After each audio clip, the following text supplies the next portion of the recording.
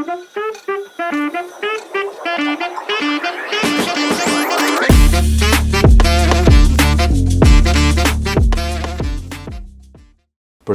të gjithëve, ja tek rishihemi sërish në podcast me doktorin. Sot kam kënaqësinë e veçantë të kem të ftuar doktoreshe Eneida Hoxha, mjeke pranë shërbimit mjekësisë interne në Qendrën Spitalore Nën Tereza dhe pedagoge në Universitetin e Mjekësisë Tiranë. Përshëndetje doktoresha, faleminderit që keni pranuar ftesën tonë. Përshëndetje, është kënaqësi ti jesh sonte këtu me ju. Doktoresha, në fakt shërbimi juaj, ne jemi deficitar në raport me shërbimin e mjekësisë interne, bëhet një punë e madhe, por në fakt ju jeni mjekja e parë që keni pranuar ftesën tonë dhe keni pranuar po ashtu të ndani një pjesë të eksperiencës tuaj me pacientët, me kolegët dhe sigurisht një punë të madhe që bëhet në shërbim të pacientëve që është dhe pjesa primare e punës tonë si mjek. Ndaj të falenderoj për këtë pjesë. Faleminderit dhe ju. Doktoresha, diçka më tepër rreth karrierës tuaj. Së pari si keni zgjedhur të jeni mjeke në çështjen e zgjedhjes primare shumë vite më parë dhe pastaj si keni vijuar në procesin e përzgjedhjes së mjekësisë interne, një specialitet i vështirë, i ngarkuar me një le të themi patologjish që bëhen bashkë me të. Në fakt mjekësia ka qenë ëndra ime që fëmijë. Që e vogël e kam pasur të qartë rrugën që do ndiqja. Familja nuk është se ka ndikuar shumë në zgjedhjen time, më kanë lënë të lirë, por mjekësia ka qenë ëndër për mua. Dhe kam filluar me shumë pasion fakultetin e mjekësisë dhe më pas patjetër si çdo student i mjekësisë, ëndra është një specializim. Për të qenë profesionalisht e sinqert, dega e mjekësisë interne nuk ka qenë zgjedhja ime e parë. Në 2008, kur unë kam konkuruar, atëherë konkurimi dhe konkursi specializimit ishte një në 3-4 vjet, ishte një deg që sapo u hap. Jam brezi i parë i mjekësisë interne. Unë dhe 8 nga kolegët e mi që një pjesë janë jashtë tashmë. Me kohën, kjo ishte një zgjedhje ndoshta e momentit, e pamenduar, si një në fazat e para. Ke pas një dyshim në atë moment se kur thua një deg për hapur për herë të parë? Një deg e re do ketë horizonte. Do ketë horizonte, na u tha për një nën specialitet dhe mendova, po, do ta zgjedh dhe do marr atë që unë kisha më shumë dëshirë. Megjithatë, më vonë kuptova që mjekësia interne është boshti i mjekësisë. Çdo specialitet e shef pacientin pjesë-pjesë, të fragmentuar. Dhe është pikërisht mjekësia interne ajo që e mbledh në tërësi, që shikon me detaje, çdo mekanizëm, çdo gjë. Kështu që mendoj që është boshti i mjekësisë dhe do një mendim kritik, do lexim shumë, do impenjim shumë, është e vështirë. Sepse ka pothuajse bashkë të gjitha sistemet mjekësia interne dhe do një sintezë për të arritur në një konkluzion. Dhe është sfiduese. Më pëlqen sepse është një deg sfiduese. Dhe sot jam e lumtur që kam zgjedhur mjekësinë interne dhe jam e kënaqur me zgjidhjen që kam bërë 16 vite më parë. Për një individ, për një pacient, për një qytetar që na dëgjon tani dhe na shikon dhe pyet që çfarë përfshin tamam. Pra çfarë specialitetesh dhe çfarë patologjish trajtohen në mjekësinë interne? Mund të japim një përkufizim të shkurtër se çfarë diagnozash vijnë aty dhe trajtohen? Diagnoza ka një mori diagnozash, por në fakt thelbi i mjekësisë interne është ai pacient që ka ngelur tashmë pa diagnozë, që është vërtitur rreth e rrodhur nëpër specialist dhe nuk ka një diagnozë të qartë. Dhe është pikërisht mjekësia shërbimi i mjekësisë interne ku bëhet një sintezë e të gjithave bashkë dhe vendosen shpeshherë dhe diagnoza mjaft të ralla. Raste që janë vërtitur që nuk kanë gjetur një zgjidhje, që është e vështirë. Unë kam një shprehje që ju them te pacientëve ndonjëherë, në mjekësi është shumë e lehtë ndonjëherë të vesh diagnozë, e ke shumë të qartë dhe kur është e vështirë, është një puzzle që mezi plotësohet deri në fund ose ngelet ndonjë pjesë e paplotësuar. Absolut.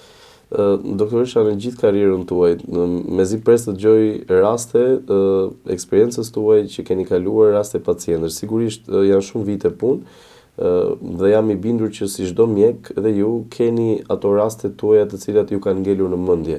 Edhe së pari të doja të pyesja në raporte me një rast specifik që ju do ta mbani mend gjatë në jetën tuaj, një rast që ka qenë i vështirë, që ka rezultuar i suksesshëm, a mund të ndani diçka më shumë me ne në këtë drejtim? Po. Në fakt raste ka plot. Tash po mendoj disa raste që më kanë ngelur në kujtesë. Është rasti një vajze të re, 30 vjeçare, e cila vinte vërdall prej një viti nëpër urgjenca tek mjeku i familjes dhe nuk po gjente zgjidhje. Ajo thoshte kam shifra të larta tensioni, kam të dridhura, kam rrahje të shpeshta të zemrës, kam spekje. Tek ish përfunduar edhe te psikiatri, sepse momentin që paraqitej në urgjencë ishte e qetë. Dhe të gjitha shenjat ja bun një sëmundje psikiatrike.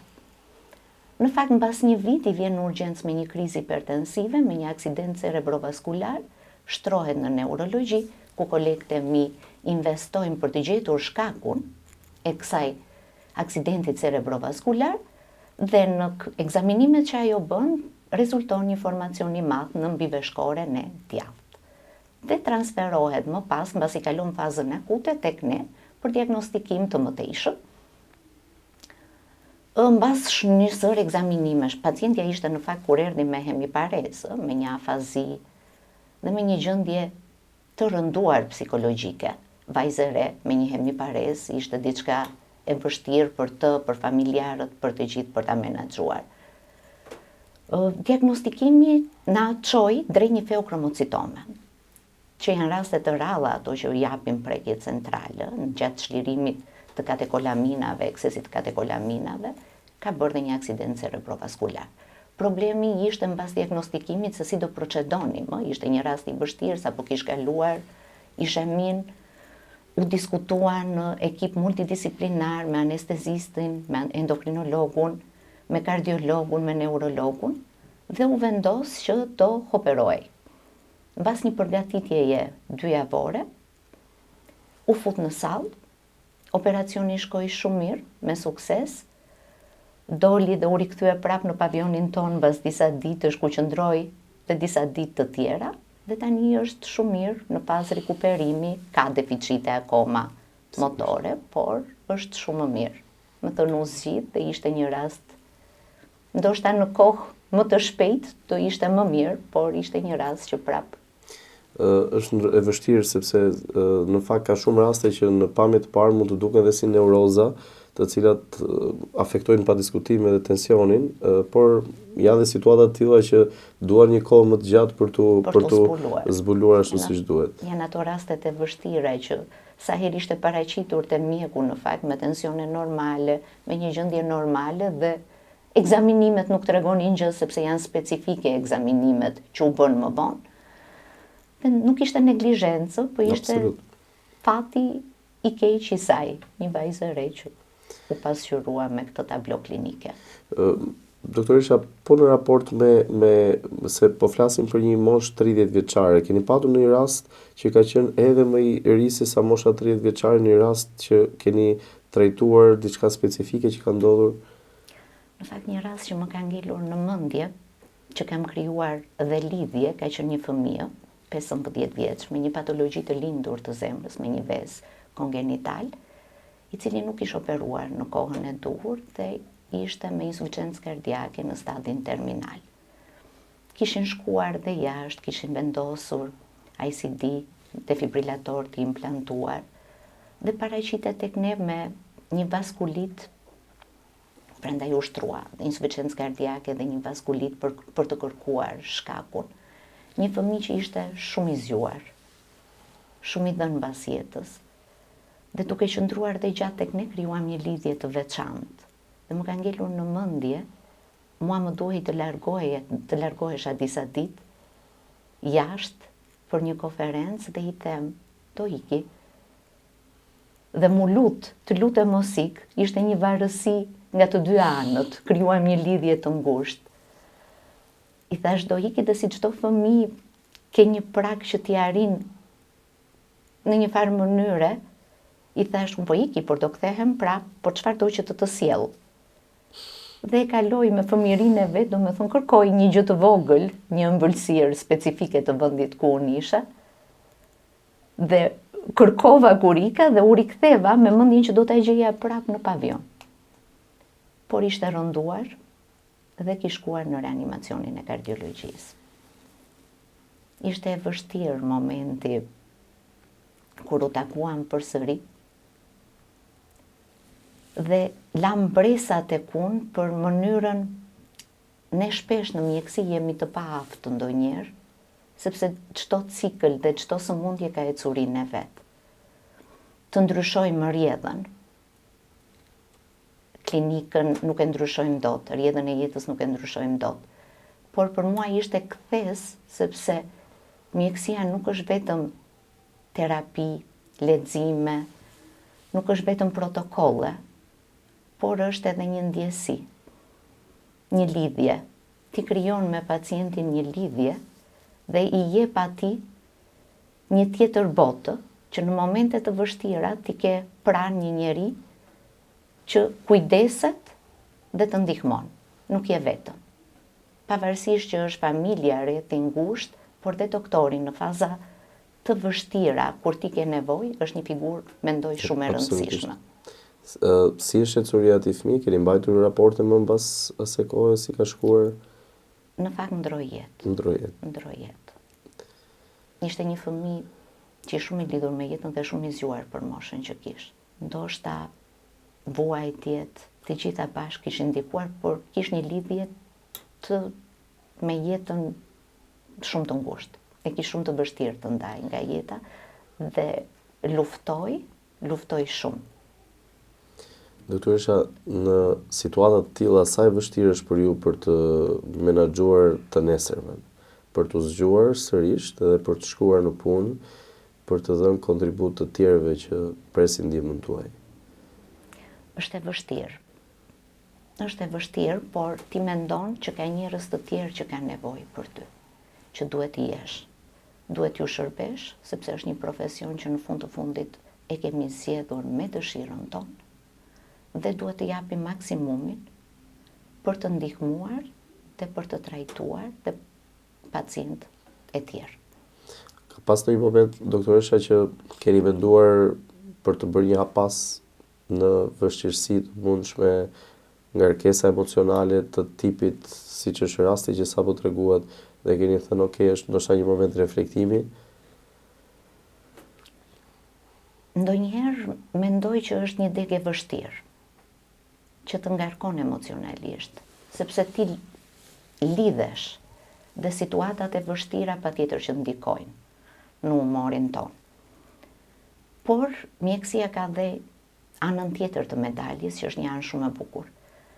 Momentin që ti shëron dikë, që ndihmon dikë, ti merr një kënaqësi që nuk shpërblehet me asgjë. Absolut.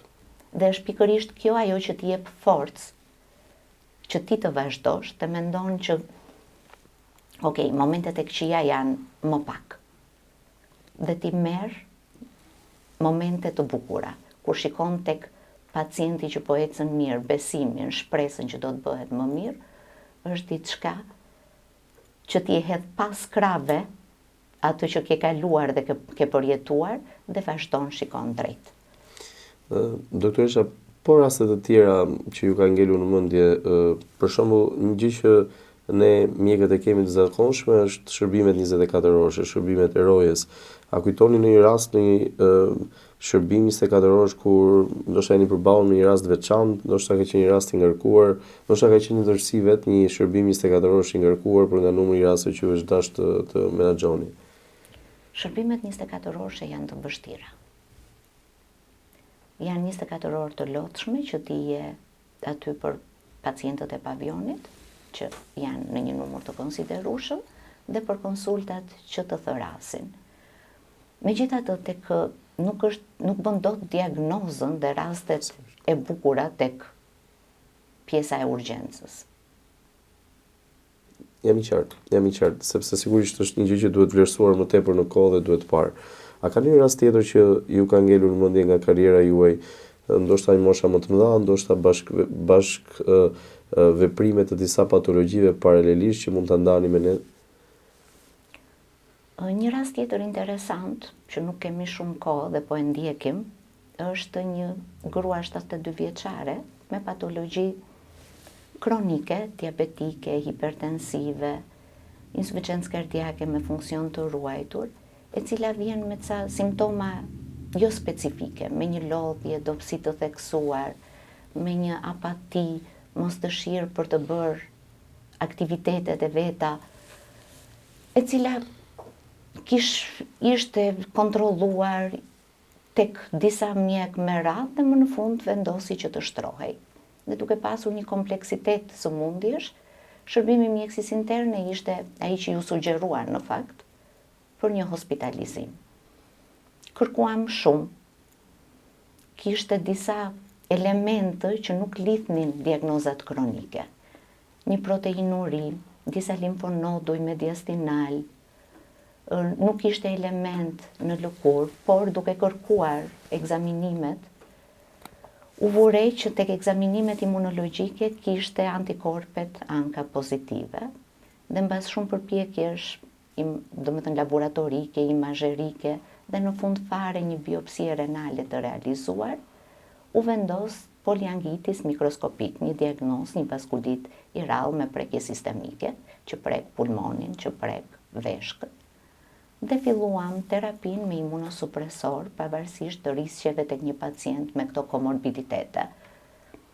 Ka bërë rreth 2 cikle me rituximabin dhe me kortizonin, dhe pacientja është shumë mirë, ekzaminimet laboratorike kanë ardhur në përmirësim dhe për ne kjo ishte një kënaqësi e veçantë.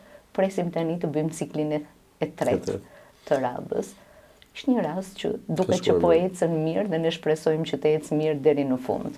Në fakt, unë pikërisht në këtë drejtim do doja të të pyesja, ka pas në një moment që si mjek e keni thënë, shiko, rasti është i vështirë, duket që gjasat nuk janë të mira, por në mënyrë krejtësisht papritur gjërat shkojnë shumë mirë edhe shkojnë në një drejtim krejtësisht pozitiv. Dhe në tilla momente si mjeke a i drejtoheni Zotit, apo jep një shpjegim tjetër të dytë fatit të këtij pacienti që merr një orientim krejtësisht tjetër në një moment papritur? Unë besoj në Zot. Okay. Ka shumë gjëra që ngelen të pashpjegueshme. Absolutisht. Në këtë botë të jetë. Patjetër. Por unë mendoj që ne na është dhënë një drejtë zgjedhjeje. Absolut. Patjetër që na kanë lënë ajo fuqia e mbinatyrshme, një dorë të lirë që ne të përpiqemi dhe të bëjmë më të mirën e mundshme. Ka raste plot kur ne kemi menduar negativisht, kemi thënë ndoshta edhe pjesën tonë deri këtu është. Deri këtu është, nuk e dim domethënë si do shkoj. Absolut.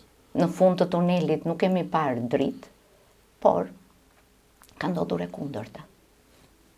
Ndoshta është dhe qenia njerëzore, e ka besuar shumë. Janë raste të shpeshta, prandaj dhe doja të pyesja. Cili është raporti që ruani me pacientët dhe me familjarët e pacientëve? Ruani një raport të ngushtë? Është shumë e rëndësishme ta përmendim këtu që telefoni hyn tek ato elementet e komunikimit vazhdueshëm me pacientët dhe familjarët. Cili është raporti që ruani ju, doktoresha? Raporti me pacientin është një raport i ngushtë, por jo miqësor. Sepse nëse e te i kalon këtë kufirin dhe bëhet miqësor, atëherë nuk do kemi një relacion shumë të mirë mjekësor. Nuk do të dëgjoj për këshillat apo për mënyrën se si duhet të ndjek dhe të menaxhoj situatën. Raporti jonë me telefonin abuzoj. Si të gjithë mjekët. Si të gjithë mjekët. Telefoni jonë është hapur 24 orë. Bie në çdo kohë. Nuk njeh të shtunë të diel, por kjo është një zgjidhje që ne kemi pranuar dhe aq sa mundemi të ndihmojmë në telefon. E bëjmë. Dhe bëjmë mirë, nuk bëjmë gabim. Bëjmë shumë mirë. Doktoresha, po në raport me pacientët, a ka ndonjë këshill, a ka ndonjë fjalë, a ka ndonjë mesazh që ju kanë dhënë apo falënderim që e keni në mendje dhe mund ta ndani me ne? sigurisht janë të shumta, po ndoshta diçka specifike që ju kujtohet. Pjesa më e madhe e pacientëve të falenderojnë. Dhe falenderimi më i madh është një buzëqeshje apo një përqafim. Sidomos kur gjërat shkojnë mirë, ne kemi dhe moshat e treta në pavion, që ndonjëherë janë vetë, që familjarët për arsye të ndryshme janë jashtë shtetit, nuk kanë mundësi të vinë. Dhe është një kënaqësi e veçantë kur ti shikon, më kujtojnë gjyshen apo gjyshin dhe t'i japin një përqafim. Është të bën të ndihesh mirë, të bën të ndihesh i lumtur. Së fundmi kam pasur një zotëri 85 vjeç, i cili fëmijët i kishte jashtë, dhe çuni i dha numrin, çuni komunikonte me mua me anë të telefonit në fakt, dhe përveç patologjive kronike që ai kishte, ishte i sëmur nga zemra, i stentuar, ishte portator pacemakeri, ishte sëmundje renale kronike, diabetik, hipertensiv, kishte ca dhimbje barku. Dhe realizuam një skaner, pa kontrast, ku duk një formacion në zor, në kolon. Dhe që tuhej të operoj, ti jepnim një mundësi. Vendosur me shumë besim me anë të telefonit, çuni i vet, e transferuam në kirurgji, u operua, shkoj shumë mirë, doli në shtëpi dhe falenderimet e tij në telefon janë të panumurta. Dhe kjo është vërtet emocion dhe kënaqësi. Emocion i jashtëzakonshëm. Doktoresha, le të kalojmë komplet në një hapësirë tjetër. Si çdo njeri dhe ju jetoni në një qytet, në Tiranë, në Shqipëri, si shtet, ku ka gjëra që shkojnë mirë, ka gjëra që nuk shkojnë mirë, si çdo vend tjetër. Çfarë të trishton më shumë në realitetin që na rrethon në përditshmërinë tonë? Mendoj që ne jemi bërë një çik egoist, të gjithë. Nuk japim hapësira për të tjerët.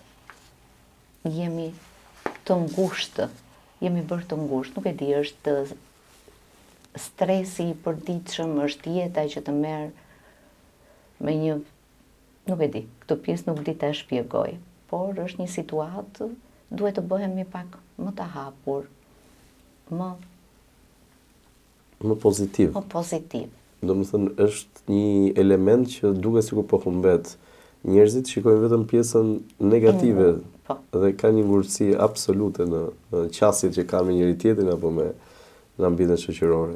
Cili është raporti që ju ruani me miqsinë tuaj? Jeni një person që krijoni afekt, që keni një rreth gjerë shoqëror, jeni një person që i kushtoni pak kohë rëndësi marrëdhënies me kolegët, me miqt, si është raporti që keni? Unë kam marrëdhënie shumë të mira me kolegët, kam një rreth miqësor, por rrethin e ngushtë miqësor është një rreth i ngushtë. Në miqtë e mi të ngushtë janë pak, kemi vite që njihemi, ndajmë të njëjtat. Unë them ndonjëherë që ne në mjekësi jemi më shumë miq dhe shok brenda rrethit ton. Dhe kemi pak mangësi në profesionet e tjera me të tjerë. Është një rreth i ngushtë që ne ndajmë ndoshta dhe presionin, stresin e punës. Po në raport me familjen, a keni një deficit kohë të qëndrimit si çdo mjek, apo mendoni që e balanconi kohën? Është shumë e vështirë të balancosh kohën, përpiqem të balancoj kohën, familja është gjëja më e rëndësishme në fakt. Që duhet patjetër që të angazhohesh dhe t'i kushtosh kohë, por dhe profesioni jonë është një profesion që të merr shumë nga koha jote personale. Dhe ato telefonatat që bihen në çdo kohë kur edhe ti je duke festuar diçka apo në familje apo ke një fest familjare, është diçka që ta hanga. Sigurisht.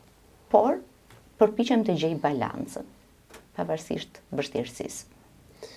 Në raport me prindrit tuaj, gjithmonë prindrit na japin këshilla të cilat ndoshta në momentin që na japin na duken jashtë kohës, por sigurisht kur e kujtojmë me kalimin e viteve, janë këshilla që janë të gjithëkohshme. A ka ndonjë mesazh ose ndonjë këshill nga nëna apo babai juaj që ju e mbartni me vete për herë? Familja është gjëja më e shtrenjtë. Unë jam fatlume për prindrit, jam me shumë fat për prindrit që kam. Në fakt më kanë lënë gjithmonë të lirë dhe më kanë thënë, bëj atë që di, por bëj e mirë. Dhe e rëndësishme është që të jesh njerëzore. Të gjithë gabojnë, të gjithë bëjmë gabime, jeta nuk është e përkryer, por bëj mirë atë që do të bësh, dhe me dinjitet, bëj me dinjitet dhe të jesh sa më njerëzore, mos ndryshosh. Shumë e bukur. Absolut shumë e bukur. Doktoresha, keni një valvull shkarkimi kur mërziteni dhe nëse keni këtë valvull shkarkimi në gjuhën e thjeshtë të gëzim, kush është personi i parë që telefononi për t'ia komunikuar një ngarkesë emocionale që doni ta ndani? Ngarkesën e punës në fakt nuk ja përcjell mamas. Dhe kam mikeshën time që marr në telefon dhe shkarkoj. Kurse gjërat e tjera i diskutoj shumë me nënën time. Okej. Cila më jep gjithmonë mendime të vlefshme. Ndërkohë, le të kalojmë në një hapësirë tërësisht tjetër. Pjesa e raportit me studentët. Çdo mjek ka të bashklidhur rrugën e vet, rrugtimin edhe me marrëdhënien që kemi me studentët, hapësira mësimdhënies, ndikimi që të ndërtojmë një brez jo vetëm profesionist, po edhe njerëzor. Do doja të dija diçka më tepër. Cili është opinioni që keni ju mbi këtë brez që neve kemi në specializant apo studentat, fushave të caktuara, dhe cili është raporti që ju ruani me ta? Në fakt janë një brez shumë i zgjuar, kërkues, që kërkojnë shumë. Nuk janë të ndrojtur siç kemi qenë ne dikur. Kanë një raport shumë miqësor me pedagogun. Më pëlqen ky brez i ri. Kanë tjetër vizion dhe kërkesë. Përpiqem në fakt përveç pjesës profesionale të jem edhe një udhëheqëse e mirë.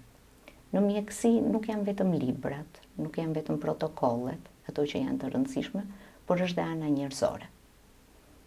Të gjithë së pari duhet të jemi njerëz.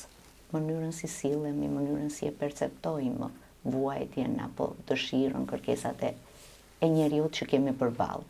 Dhe përpiqem me të gjitha forcat e mia që të përcjell diçka nga kjo që unë jam, dhe t'i mësoj në një mënyrë ashtu si unë e mendoj që është e drejtë. Ndërkohë ne dal nga dal kemi afruar drejt fundit të emisionit. Në fund të doja të të pyesja për një mesazh që do doje t'ja drejtoje të rinjve, shtresës më vitale, atyre të cilët do ndërtojnë këtë shoqëri në vitet në vazhdim. Cili është ai mesazh që do t'ju përcjellësh të rinjve? Mesazhi që do t'ju përcjellja në fakt do ishte përpiquni të plotësoni dhe të arrini ato që ju doni. Edhe pse gaboni. Nuk është jeta, në jetë gabojmë, të gjithë gabojmë. Jeta nuk shpërblen ata që nuk gabojnë. Jeta shpërblen atë që përpiqet, mundohet dhe që bën më të mirën e asaj që zgjedh.